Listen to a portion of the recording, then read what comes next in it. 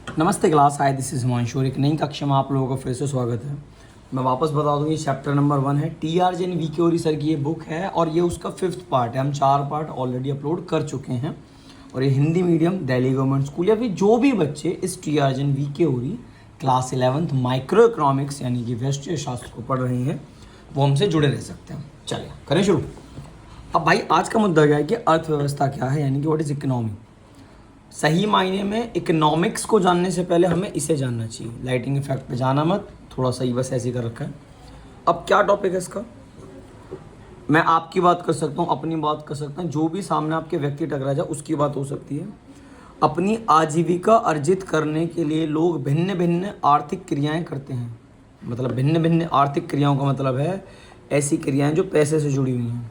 मैं, आप लोग, आपके परिवार वाले, कोई भी व्यक्ति जो अपना जीवन चलाने के लिए अलग अलग प्रकार के काम करते हैं जिससे वो पैसा कमा सकें। जैसे एज अ टीचर हम स्कूल जाते हैं, डॉक्टर हॉस्पिटल जाते हैं, अपने किसान भाई खेतों में जाते हैं और जो व्यापार कर रहा है वो अपना कहते हैं कि चलो जी जल्दी ऑफिस इंडस्ट्रीज़ में जाते हैं अपना। एक क्षेत्र में रहने वाले लोग द्वारा की गई आर्थिक क्रियाओं की प्रकृति एवं स्तर यानी कि नेचर एंड लेवल एक व्यवस्था को दर्शाते हैं जिनके द्वारा उस क्षेत्र के लोग अपनी आजीविका अर्जित करते हैं। इस व्यवस्था को ही अर्थव्यवस्था कहते हैं। बड़ा अजीब है ये तो सिंपल पढ़ लो ये वाला। उस व्यवस्था को, आप उस सिस्टम को अर्थव्यवस्था यानी कि इकोनॉमी कहते हो जिसके द्वारा एक क्षेत्र के लोग अपनी आजीविका अर्जित करते हैं। यानी कि ये उस सिस्टम की बात करता है जहाँ पे लोग रहते हैं, लोग अपने जीवन को चलाने के लिए काम करते हैं और अपना जीवन यापन आराम से करते रहते हैं। तो ऐसी कंडीशन को, ऐसे सिस्टम को, ऐसी व्यवस्था को हम क्या बोलते हैं भैया? अर्थव्यवस्था बोलते हैं। बात ठीक है? ओके, आगे बात करते हैं। एक सरल व्यवस्था क्या है? एक व्यक्ति उन सभी वस्तुओं तथा सेवाओं का उत्पादन करने में स्वयं सक्षम नहीं होता। सच बात है, एक अकेला व्यक्ति सब कुछ नहीं कर सकता। हम एक ऐसी अर्थव्यवस्था है जहाँ पे हर किसी की आवश्यकता है। दूसरी ओर आप डबल रोटी के लिए बेकर पर, अपने कपड़ों की सिलाई के लिए दर्जी पर, घरेलू सहायता के लिए नौकरानी पर निर्भर और इसी प्रकार आप अलग अलग चीज़ों पर किसी न किसी तरीके से आश्रित हैं, डिपेंडेंट हैं। ये सच है। अब बोले कि सारे काम मैं कर लूँगा, नहीं हो सकते भाई, नहीं हो सकते। अतः ये क्या कहता है? पारस्परिक अंतर निर्भरता, यानी कि आप किसी ना किसी तरीके से म्यूचुअली इंटरडिपेंडेंट हो। क्या मतलब है इस बात का? इसका ये मतलब है कि हर व्यक्ति की आवश्यकता है। अब जैसे पढ़ाने के लिए टीचर की आवश्यकता है ना। अगर आपकी तबीयत खराब होती है तो आप डॉक्टर्स के पास जाते हो। अगर आपको मकान बनाना है तो उसके लिए आप मिस्त्री के पास जाते हो। तो किसी ना किसी रूप में पूरी अर्थव्यवस्था, एंटायर इकोनॉमी आपस में जुड़ी हुई है। सभी आर्थिक क्रियाओं का सार है। पारंपरिक अंतर निर्भरता का कारण विनिमय होता है, ये इसका रीज़न है। तदनुसार हम कह सकते हैं कि पारस्परिक अंतर निर्भरता एक विनिमय, एक अर्थव्यवस्था के मूल तत्व है। वही चीज़ आ रही है बार बार, ठीक है। इसको एक तरीके से और पढ़ते हैं कि अच्छा, ये जो वर्ड है ना विनिमय, क्या होता है? एक्सचेंज करना। जैसे मैं अब आपको पढ़ा रहा हूँ, वैसे एग्जाम्पल आप मुझे फीस पे करो, दिस इज विनिमय, दिस इज एक्सचेंज।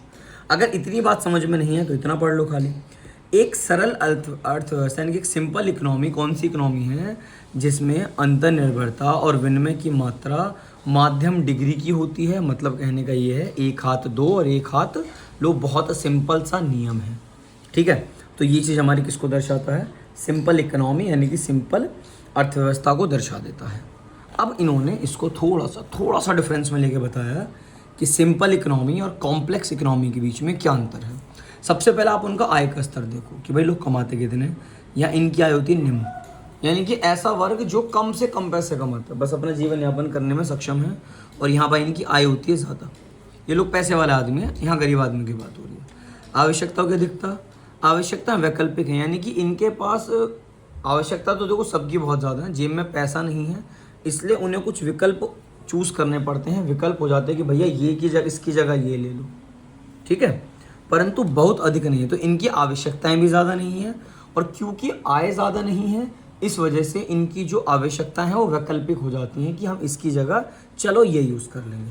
लेकिन भाई पैसा है, आवश्यकताएं वैकल्पिक और बहुत अधिक होती हैं। ये भी चाहिए, वो भी चाहिए, छोटा बड़ा सब, दुनिया भर का पैसा, दुनिया भर की आवश्यकता। अंतर निर्भरता की मात्रा, सीमित होती है, लिमिटेड है।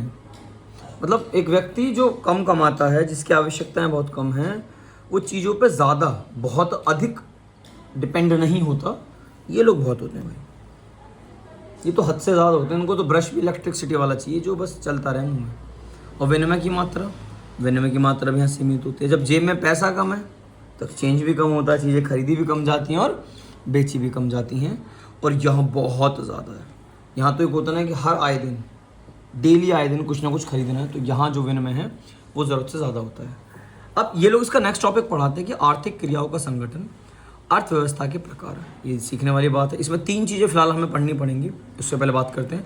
एक देश में आर्थिक क्रियाएं उत्पादन के रूप में हो सकती हैं, जो प्रोड्यूसर करता है, ये नोएडा इंडस्ट्री वाले करते हैं।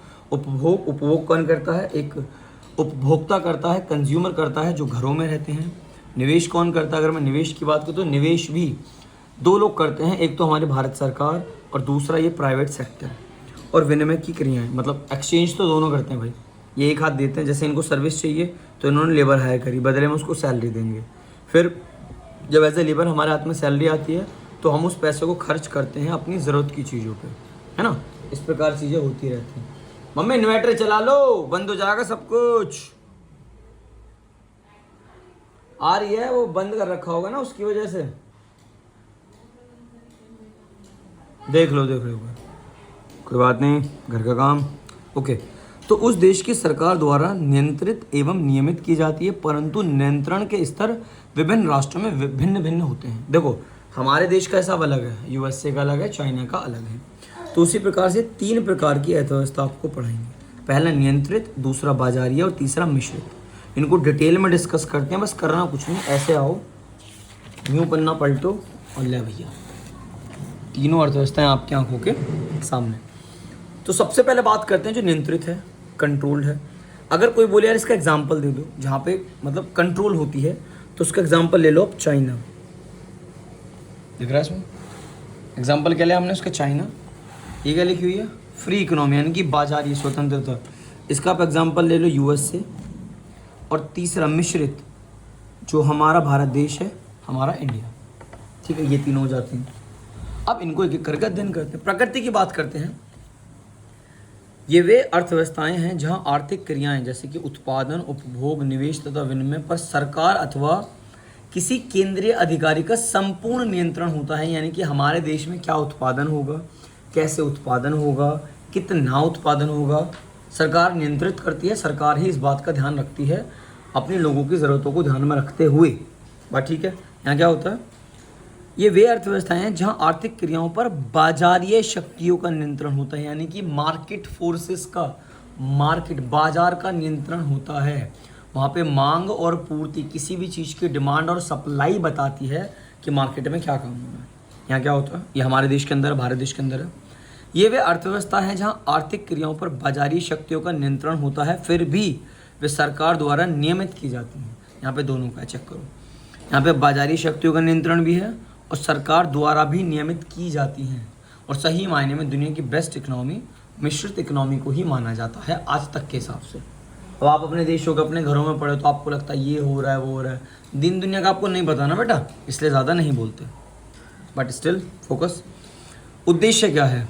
ये लोग कहते हैं जो हम सामाजिक कल्याण करते हैं, जो आर्थिक निर्णय सामाजिक कल्याण को ध्यान में रखते हुए किए जाते हैं। ये लोग कहते हैं लाभ को अधिकतम करने के उद्देश्य, क्योंकि प्राइवेट सेक्टर तो लाभ के पीछे जाएगा।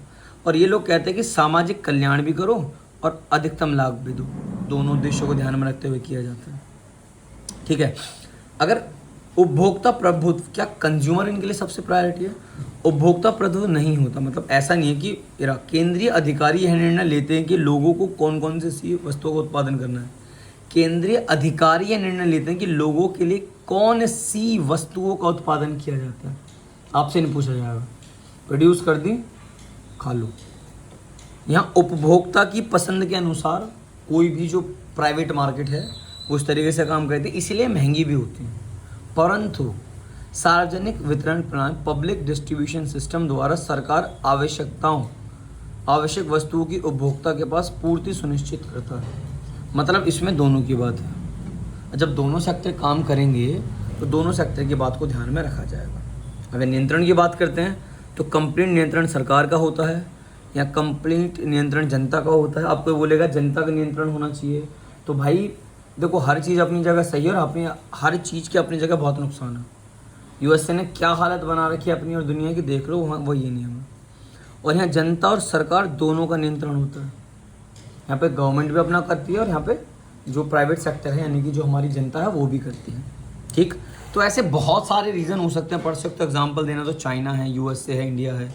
कीमत निर्धारण की बात करें तो सरकार ये निर्णय लेती है कि बाज़ार में वस्तुओं को किस कीमत पर बेचा जाए। यहाँ पे बाज़ार डिसाइड करता है यानी कि मार्केट फोर्स डिसाइड करता है। किसी भी चीज़ की डिमांड और सप्लाई निर्धारित करती है कि उसकी कीमत क्या होनी चाहिए। और यहाँ क्या होता है, कीमत बाजार द्वारा निर्धारित की जाती है, परंतु आवश्यक वस्तुओं की कीमत नियमित करती है हमारी भारत सरकार। ठीक है। आर्थिक क्रियाओं में सक्रिय यानी कि डोमिनेशन किसका है, यहाँ पे होता है सार्वजनिक क्षेत्रों का, यहाँ पे होता है प्राइवेट सेक्टर का, यानी कि यहाँ पे गवर्नमेंट सेक्टर का, पब्लिक सेक्टर का, यहाँ पे प्राइवेट सेक्टर का और यहाँ पे दोनों का। तो ये टॉपिक यहाँ डन, ये चैप्टर यहाँ पर डन। और हमें कमेंट आ रखा कि सर चैप्टर 2 पढ़ा दो, तो भाई इस वीडियो के जस्ट बाद हम लोग चैप्टर 2 भी डिस्कस करेंगे। धन्यवाद।